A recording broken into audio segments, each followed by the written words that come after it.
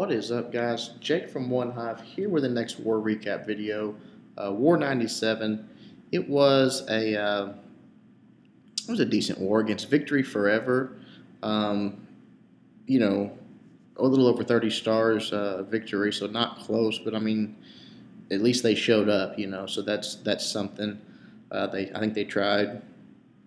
Just the inability to get the 3-star, obviously, and then they even struggled getting 2-star on some of our higher bases.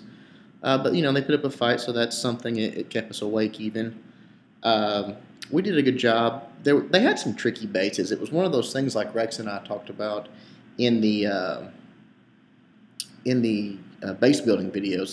They used their Teslas to trip us up. That was the goal of their Tesla placement, and obviously especially on the first attacks, it works. I mean, when they're not where you expect and they're in very unexpected places.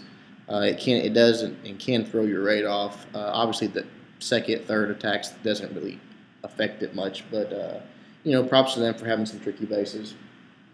Got some good attacks to show you. The first one we're going to look at here. Let's see. Let's look at Plow first. Seems like a lot of people like the Valk attack that we showed last war. I liked it too. So let's check out another Valk attack. This war by Plow. If we can get this going. Not sure why we're lagging there. Okay, sorry about that. He just dropped some balloons in these compartments on these archer towers just to take them out.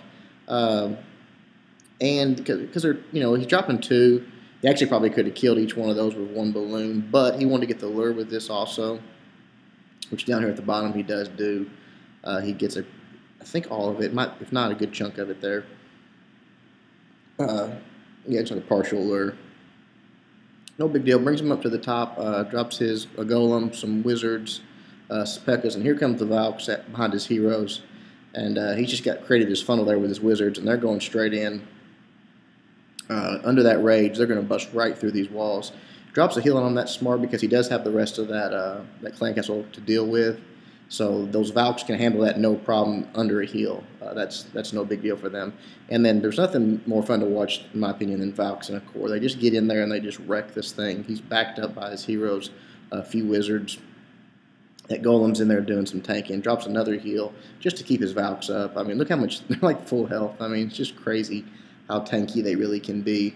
And this is under max, Town Hall 9 defensive buildings. So they're not taking much damage under that heal though.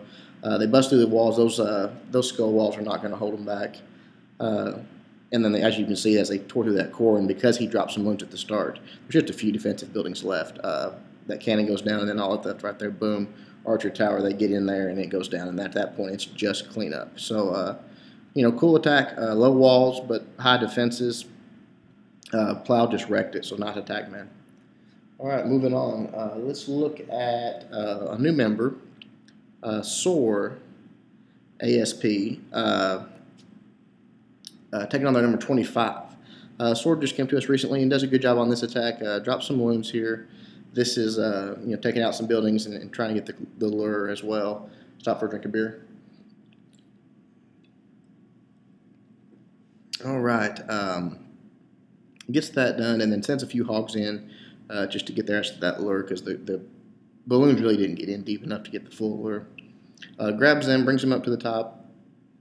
They had like 5 at this base. I'm not sure if they really have had good luck with it in previous wars or what it was, but they repeated this base over and over. I think we 3-starred every one of them. It's not a good base at all. Anybody that knows how to use hogs can just wreck this thing, which Soar obviously does. Drops his golem just for distraction there, busts the wall through. That's okay, but look how much damage he let his golem take because there's a lot of wizards there.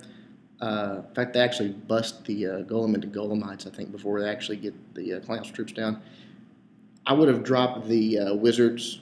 If it's fine to drop that golem for distraction, but go ahead and get some DPS on that clan castle before you do your wall breakers. That golem's really not doing anything anyways. All your DPS is distracted by the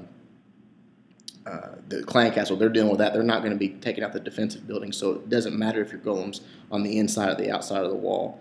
Go ahead and get the DPS down before your wall breakers there. They get into the core. The hogs are just working their way through. He drops a heal there for him. Keeps him up. You can see he's got lots of kill squad left, just basically all of it. At this point, the hogs are doing the tanking, so he's not going to lose much of that. Keeps him healed, and they just work their way through the base, ripping this up. Now this Expo finally gets locked onto some DPS, which is going to hurt him. But his queen's right there. He's got that beefy level 20 queen, and she's going to take care of everything in the core. So last few defenses go down here to these hogs. That Barbarian King's chasing them, but as soon as that's done, boom, right there, they turn around, take care of him, and it's all over but the crying. Just a little bit of cleanup duty here for the troops that are left, but he's got more than enough. So good job, Soar. Awesome raid. Keep it up, man. All right, the next one we're going to look at is our Town Hall 10. Dennis, you guys have seen him before. He's been here with us for a while.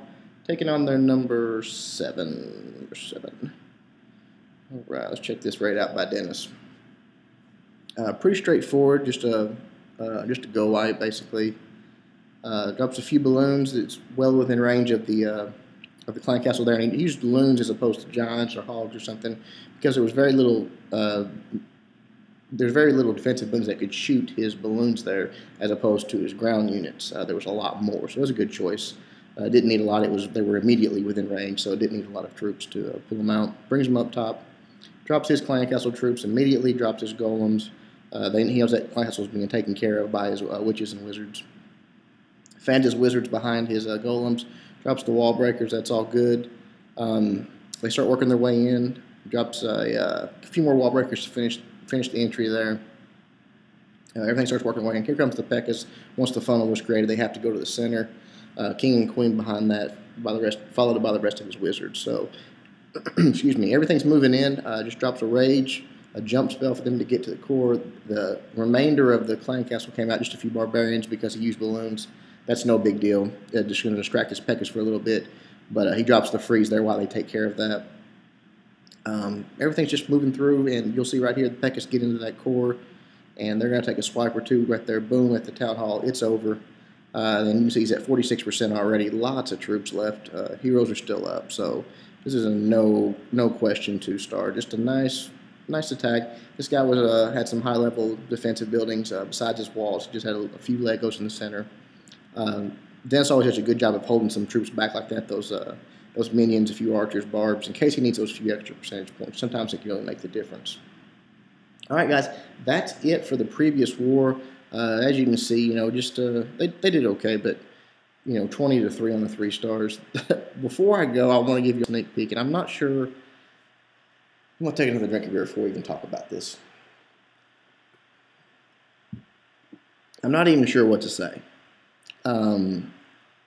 We got matched up with Rage Rovers. And as you'll see here, we have 10 Town Hall 10s in this war. And we have 2 Town Hall 8s. Okay? Now, the Rage Rovers have, bear with me here.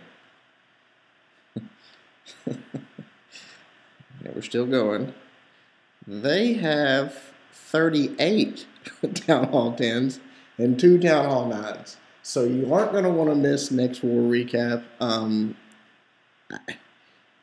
Honestly, it's probably not even a fair matchup in our favor, but this is just absurd. That many Town Hall 10s. A lot of rushed preemies, whatever you want to call them. I don't think it's going to be much of a war, but they could surprise me. I wanted to show you guys how crazy a matchup we got. I've never seen one like this. It blows away everything else I've ever seen. So, I don't know. We'll see how it goes. Until next time, guys, Jake from OneHive reminding you guys to suck less.